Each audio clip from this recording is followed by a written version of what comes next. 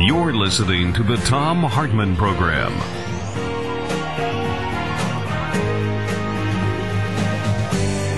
Lieutenant Colonel Robert Bowman, U.S. Air Force, recently wrote in the National Catholic Reporter in an article called Why They Hate Us, "We are not hated because we practice democracy, value freedom, or uphold human rights. We are hated because our government denies these things to people in third world countries whose resources are coveted by our multinational corporations. That hatred we have sown has come back to haunt us in the form of terrorism. Instead of sending our sons and daughters around the world to kill Arabs so we can have the oil under their sand, we should send them to rebuild their infrastructure, supply them with clean water, and feed starving children. In short, we should do good instead of evil. Who would try to stop us then? Who would hate us then?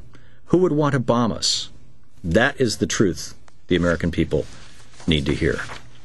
Cliff May of the Foundation for the Defense of Democracies, defenddemocracy.org. Cliff, welcome to our program. Good to be with you. Thank you, or welcome back to our program. You wrote an op-ed here, 1930-something, about going on vacation and reading Churchill's biography that pretty much takes a completely opposite position from Lieutenant Colonel Bowman's position, suggesting that, if I may paraphrase, and correct me if I'm wrong on this, that President Obama is basically playing the role right now of Neville Chamberlain, and you would rather go back to what you perceive as the Bush-Cheney Churchill. Do I have that right? Yeah, I don't think it's quite that black and white. After all, President Obama has committed quite a bit of a presence to Afghanistan, and I think that's important. And I do think he's seen something of a wake-up call with the Christmas Day bomber and what's going on in Yemen. I don't know that he has, I hate to use the phrase again, connected the dots to see that we have a global conflict that we have to deal with here. And I do disagree very much with the comments you've just read. I think anybody who reads the writings of the militant jihadists, whether Osama bin Laden or Ayman al-Zawahiri or any of the intellectual architects of Islamism, going back quite a few years to Sayyid Qutb in the 1950s, will recognize that that's just not reality. That may be what we wish would be the case, but 2001 was not done because of legitimate grievances, because we were stealing the oil from Saudi Arabia. Well, you say anybody who has read their writings. I actually read the collected writings of Osama bin Laden. It was one of my books of the month for the BuzzFlash.com website. Yeah. I don't know if you've read it. It's a compilation of literally everything that Osama, every speech he's given and everything he's written. Sure. And there is a common thread through that. I did an entire program on it. I read large parts of it on the air. And that common thread is that back after he was our ally, fighting the Soviet Union in Afghanistan, and became our enemy. In large part, he became our enemy because we stationed soldiers in Saudi Arabia during the first Gulf War under Bush Sr., and he was incensed about the fact that you had men reading pornography, drinking alcohol, women driving cars and walking around in short-sleeve shirts on the sacred ground of Saudi Arabia, and that we were propping up what he thought was a corrupt government. You'll recall he tried to lead an invasion of Iraq against Saddam Hussein from Saudi Arabia, and the Saudi government stopped him, arrested him, stripped him of his citizenship, and expelled him to Yemen, which is where his mother's from, as a consequence of that. So we've got nations in the region who hate Al-Qaeda and hate Osama bin Laden as much as we may have any right to, and he doesn't run a nation like Hitler did. I think your analogies are just totally mistaken. What? I understand that you do, Tom, so let's take it one step at a time. We're no longer in Saudi Arabia, and that hasn't done nothing to mollify. I know George Bush pulled us out.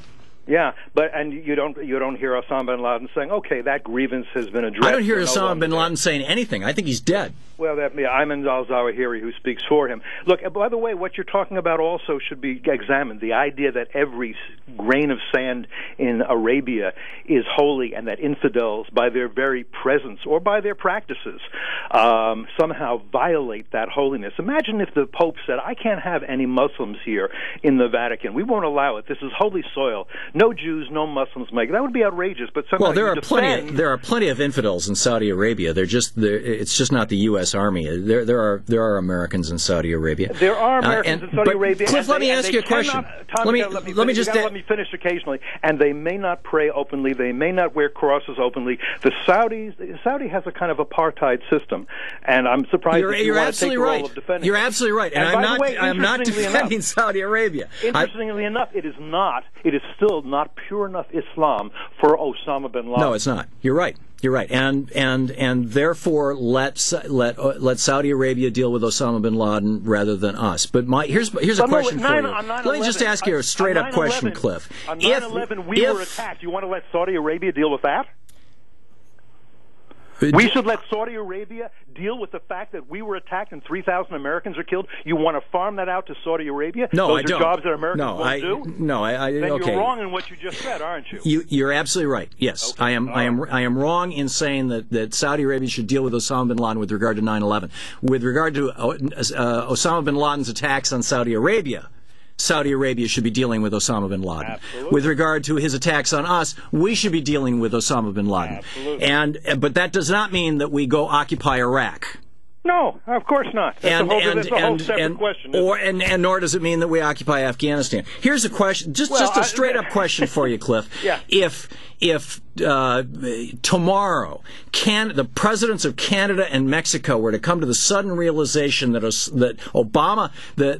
President Barack Obama was actually born in Kenya and not an American citizen, and decided to liberate the United States from a guy who you don't like as our president, and they came in and troops came in from Canada and Mexico and occupied the United States, took over the White House, booted out Barack Obama, maybe even hung him, and occupied our cities. Would you join me in taking up arms against them? The situation is not at all analogous, but yes, if we're invaded by Mexico and Canada, I'm with you. Let's pick up our weapons and go fight. So why do you think? How could you logically think that Iraqis or Afghanis or anybody else, where we're dropping bombs out of the sky, would feel any different? Well, I think we're in Afghanistan because the Taliban gave refuge to Osama bin Laden, al-Qaeda, and we were attacked from there. And when we said you have to turn him over to us, they said no, we're going to protect him. No, they said, I don't think we're in Afghanistan. They said, Cliff, they offered to turn him over. They did. They did. Yes, go back and read the news. I didn't know that. It was reported in the Washington. Tom. It was reported in the Washington Post, Cliff. And we said no, we'd rather go in and bomb you. Is that what happens? No, George Bush was unwilling to take their terms. Their terms were what were their terms, Tom? That they would turn him over to a third country. And what third country might that be? Any third country, it was to be negotiated. In fact, the Clinton administration, go back and read the history on this, the Clinton administration had been negotiating with the Taliban to take possession of Osama bin Laden. The Clinton administration had a number of opportunities to take Osama bin Laden and to kill him, and they didn't do so. Well, they tried to kill him. I understand your point of view, and I think it's considerably more Neville Chamberlain than President Obama's. Is that we should have found a way to get along with the Taliban? I think they were making a reasonable offer to us. And I think that when they were giving refuge to al-Qaeda. We killed 3,000 people. We should have sat down with them, maybe in Munich, and figured out a third country, I don't know, maybe Syria or Iran, where we could have sent Osama bin Laden for a fair trial that we could have monitored. I think that's a very Neville Chamberlain approach, Tom. Yeah, well, it may well be, but it wouldn't have led to the death of hundreds of thousands of Iraqis, of over 5,000 Americans. It wouldn't have cost us $1 trillion. I mean, here you've got China just built a bullet train with $37 billion. We can't even upgrade Amtrak because we've got this insane war. We would have had peace in our time had they done it your way. Actually, I think we may have, and the proof of it is Greg Mortenson's 3 Cups of Tea. I recommend you read it, Cliff. Thanks very much. Cliff May, defenddemocracy.org is the website. Thanks, Cliff, for dropping by. Thank you. My pleasure. This is the Thom Hartmann Program.